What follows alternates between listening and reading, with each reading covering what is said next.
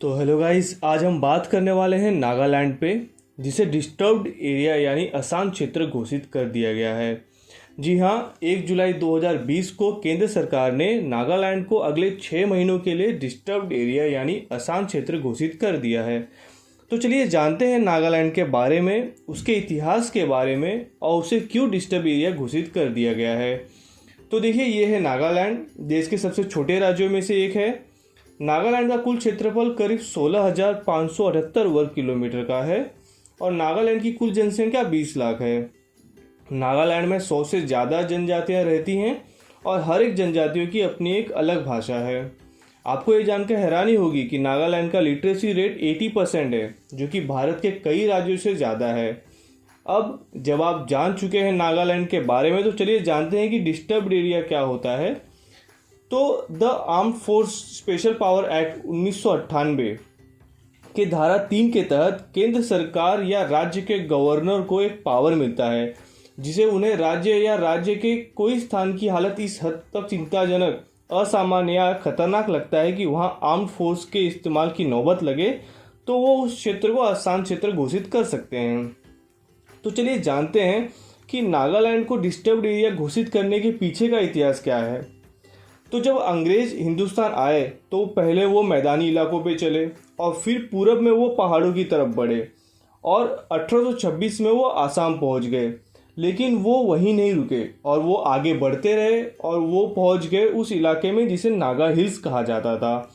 और वहाँ उन्होंने नागा लोगों की खतरनाक परंपराएं, जैसे दुश्मनों का सर उतार लेना, ऐसी परंपराएं देखी और अंग्रेज नागा लोगों से खौफ खाने लगे थे। और नागा लोगों पे काबू पाने के लिए उन्होंने कोहिमा में अपनी छावनी बनाई और वही कोहिमा आज नागालैंड की राजधानी है।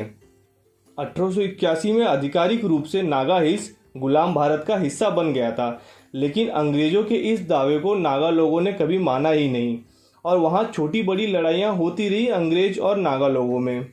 1918 में नागा क्लब बना, जिसने 1929 में आए साइमन कमीशन से कहा कि हमें हमारे हालत पे छोड़ दिया जाए, हम जैसे पहले से रहते आए हैं वैसे ही रहना चाहते हैं।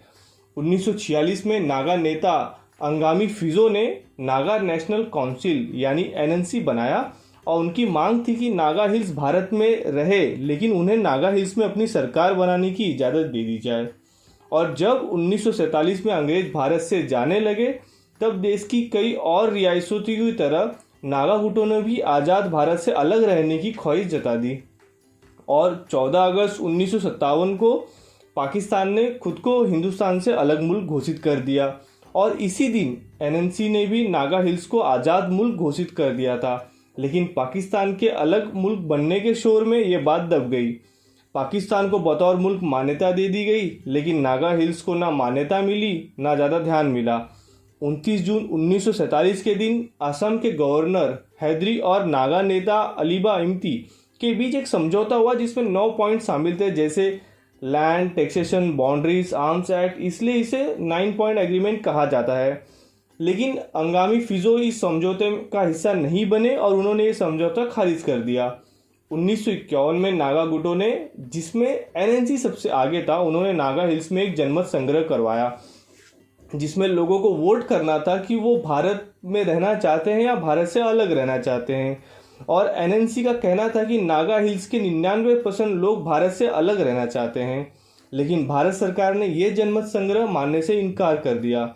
उस समय आधिकारिक तौर पे नागा इलाके असम के हिस्से थे। आगामी फिजो शांत नहीं बैठे और उन्होंने 22 मार्च 1956 के दिन नागा फेडरल गवर्नमेंट एनएफजी बना दी। लेकिन भारत सरकार को एनएफजी से कोई समस्या नहीं थी। समस्या थी तो नागा फेडरल आर्मी से, जो एनएफजी को रिपोर्ट करती थी। नागा फेडरल आर्मी का मकसद था नागालैंड को भारत से तोड़कर अलग मुल्क बनाने का, वो भी बंदूक की नोक पे। इसलिए एनएफए से निपटने के लिए भारत की फौज ने अप्रैल 1956 में कार्रवाई शुरू कर दी। एनएफए पे दबाव बना और साल 1956 खत्म होने से पहले ही अंगामी फिजो को जान बचाकर पूर्वी पाकिस्तान में जाकर छुपना पड़ा। जब भारत की फौज नागालैंड गई, तब किसी ने भी सोचा नहीं था कि नागा गुट या एनएफए कुछ महीने या 2 साल से ज़्यादा टिक पाएंगे। 2 साल की लगातार लड़ाई के बाद भारत सरकार को लगा कि भारतीय फौजी को एनएफए और नागा गुटों से लड़ने के लिए ज़्यादा अधिकारों की ज़रूरत है और 1998 में लाया गया the arm force special power act, जो भारतीय फौजी को बहुत फ्रीडम देता है कोई भी कार्रवाई करने के लिए। अब एनएफए पे और दबाव बन गया, इसलिए आगामी फिजो पूर्वी पाकिस्तान छोड़ लंदन भाग गया, लेकिन सेना इस नागा इलाकों का हल नहीं निकाल पाई। इसलिए नागा लोगों को ज़्यादा हक देकर उन्हें शांत कराने की कोशिश की गई और 1963 में नागा हिल्स जो कि असम का हिस्सा था और त्यूमसंग जो नेफा का हिस्सा था, दोनों को मिलाकर नागालैंड बना दिया गया। अब ये नेफा क्या था? तो नेफा मतलब नॉर्थ ईस्ट फॉरेंटियर एजेंसी, जो मोटे तौर पे अब अरुणाचल प्रदेश है। इसके पीछे भी एक अलग इतिहास है जिसके बारे में किसी और दिन बात करेंगे। अब नागालैंड एक अलग राज्य बन गया था, लेकिन अभी भी अलगाववादी दल और राज्य की अशांति बरकरार थी। एनएनसी गया तो अब NSCNIM National Socialist Council of Nagaland Isak Muivah आ गया है और अभी तक नागालैंड में विरोध हो रहा है और राज्य की हालत अशांत है। और राज्य की हालत सुधारने के लिए 2018 से हम सुनते आ रहे हैं कि नागा शांति की पेशकश की गई है, लेकिन अब तक शांति समझौता नहीं हो पाया है। अक्टूबर 2019 में NSCNIM और सरकार की दिल्ली में बैठक हुई। सरकार ने उनके 3 में से 2 शर्तों को मान लिया।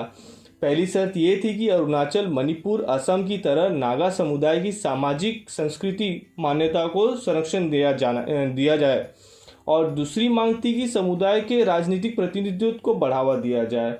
लेकिन बात आके रुक गई तीसरी मांग पे, जो था नागालैंड के अलग झंडे और अलग संविधान की मांग। सरकार की कोशिश जारी है शांति समझौता करने की, लेकिन राज्य के हालात को काबू में रखने के लिए नागालैंड को अशांत क्षेत्र घोषित कर दिया गया है और इसके पहले नागालैंड को 30 दिसंबर 2019 को 6 महीनों के लिए अशांत क्षेत्र घोषित किया गया था, जिसकी कालावधि 30 जून 2020 को खत्म हुई और 1 जुलाई 2020 को नागालैंड को वापस अगले 6 महीनों के लिए अशांत क्षेत्र घोषित कर दिया गया है। तो आई होप गाइस आपको अब क्लियर हो गया होगा कि नागालैंड को डिस्टर्ब्ड एरिया क्यों घोषित किया गया है। तो इसी के साथ आपसे विदा लेता हूँ। धन्यवाद।